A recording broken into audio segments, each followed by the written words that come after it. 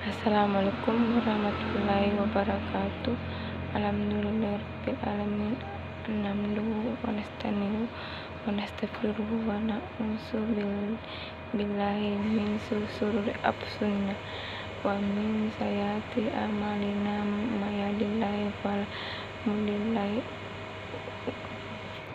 wa may yudlil fala hadiya lahu. Asyhadu an la ilaha illallah wa asyhadu anna Muhammadar Rasulullah. Allahumma shalli ala sayyidina Muhammad wa ala ali sayyidina Muhammad. Sebagai hamba Allah yang beriman, marilah kita panjatkan puji dan syukur kehadirat Allah Subhanahu wa taala yang telah memberikan kekuatan, kesehatan lahir dan batin kepada kita semua, sehingga kita dapat berkumpul di tempat ini dalam rangka mengembangkan diri kepada Allah Subhanahu wa taala. Salawat dan salam tidak lupa kita kirimkan kepada junjungan kita Nabi Allah Subhanahu wa taala yang telah mengantarkan umat manusia dari peradaban hidup yang jahiliyah menuju pada peradaban hidup yang modern, yang penuh dengan kemajuan ilmu, pengetahuan dan teknologi seperti yang kita rasakan saat ini. Semoga kita semua termasuk hamba-Nya yang taat dan berhak mendapatkan syafaatnya di akhirat nanti.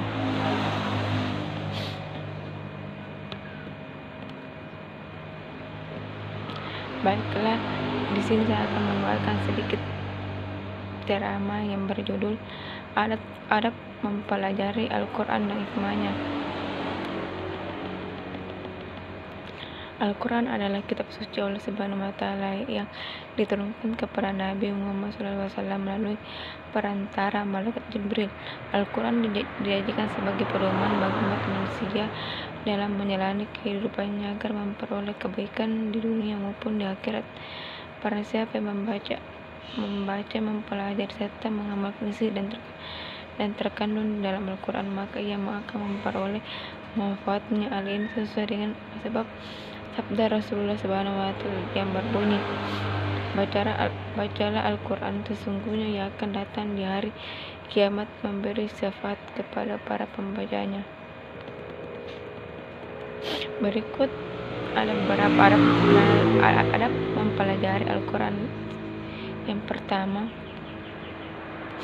bersungguh-sungguh. Hal utama dilakukan dalam membaca Al-Quran adalah bersungguh-sungguh dalam merenungkan dan memperhatikan bacaannya. Semoga tidak diperbolehkan sambil melakukan aktivitas lainnya. Allah Subhanahu wa taala telah berfirman dalam surat Al-Isra ayat 29 yang artinya, ini adalah sebuah kitab yang kami turunkan kepadamu penuh berkah supaya mereka memperhatikan ayat-ayat dan ayat-ayatnya supaya mendapatkan pelajaran orang-orang yang mempunyai pikiran. 2. Memelihara tajwid. Hukum tajwid terdiri dari beberapa cara mengeluarkan huruf dari makrajnya, menempati kaidahnya, memanjangkan dan semestinya dibaca panjang, mendengungkan bacaan yang seharusnya dengung, maupun menambahkan huruf yang dibaca tebal. Penting untuk memperhatikan hukum tajwid agar bacaan yang dibaca tidak keliru. Diriwayatkan dari Sa'ad bin Abi Waqqas Rasulullah Subhanahu wa taala yang artinya, sesungguhnya Al-Quran ini turun dengan duka cita, maka apabila kalian membacanya, menangislah. Jika kalian tidak menangis, buatlah seolah-olah menangis dan iramakanlah Al-Quran itu. Barang siapa tidak mengiramakan, maka ia tidak termasuk golongan kami. Berwudu. Wudu merupakan salah satu cara mensucikan anggota tubuh menggunakan air. Al-Quran adalah kitab yang suci sehingga seseorang harus mensucikan diri terlebih dahulu dengan cara berwudu. Hukum berwudu sebelum membaca Al-Quran adalah wudu wajib menurut pendapat ulama 4 maksud seperti yang disebutkan dalam surat Al-Waqiah ayat 79, 77 sampai 79, artinya, sesungguhnya Al-Quran ini adalah bacaan yang sangat mulia pada kitab yang terpelihara, tidak menyentuhnya kecuali orang-orang yang disucikan. Mulut dalam keadaan bersih. Ketika membaca Al-Quran, hendaknya menjaga kebersihan mulut.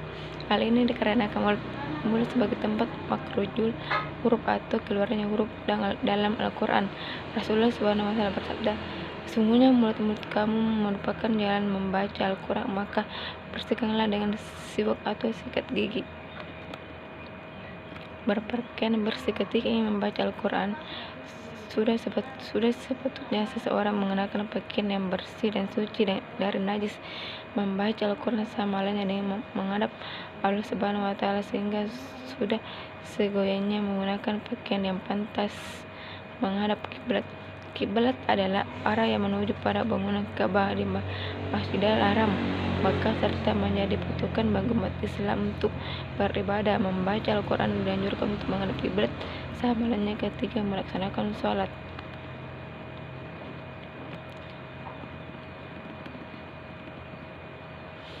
Niat lillahi ta'ala. Membaca Al-Quran juga diniatkan semata-mata karena Allah Subhanahu wa Ta'ala, sehingga seseorang akan memperoleh kebaikan yang berawal dari Al-Quran. Rasulullah bersabda, sesungguhnya segala amalan itu tidak lain tergantung pada niatnya. Hadis Bukhari Muslim.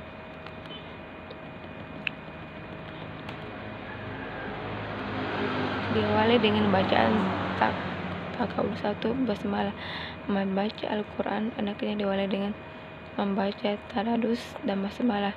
Bacaan ini untuk meminta perlindungan kepada Allah Subhanahu wa Ta'ala dari setan terkutuk. Asadu billahi minasyaitonir rajim, yang artinya aku berlindung kepada Allah dari setan terkutuk. Kemudian membaca bismillah yang berbunyi Bismillahirrahmanirrahim, yang artinya dengan menyebut nama Allah yang Maha Pengasih lagi Maha Penyayang. Diakhiri dengan membaca doa. Setelah membaca Al-Quran, mempelajari Al-Quran itu memberikan ketenangan hati. Setiap punya mengandung kebaikan yang baik, memberikan syafaat di hari akhirat, menjadikan kemuliaan bagi orang tua kelak di surga, menjadikan manusia yang berkualitas. Demikianlah ceramah yang dapat saya sampaikan pada kesempatan ini. Dan dapat kita aplikasikan dalam kehidupan sehari-hari. Lebih dan kurangnya mohon dimaafkan, dan benar datangnya dari Allah Subhanahu wa Ta'ala yang Maha benar dan yang Maha salah. Khilaf atau keliru itu datangnya dari saya pribadi sebagai manusia biasa yang tidak pernah luput dari kesalahan atau khilaf. Assalamualaikum warahmatullahi wabarakatuh.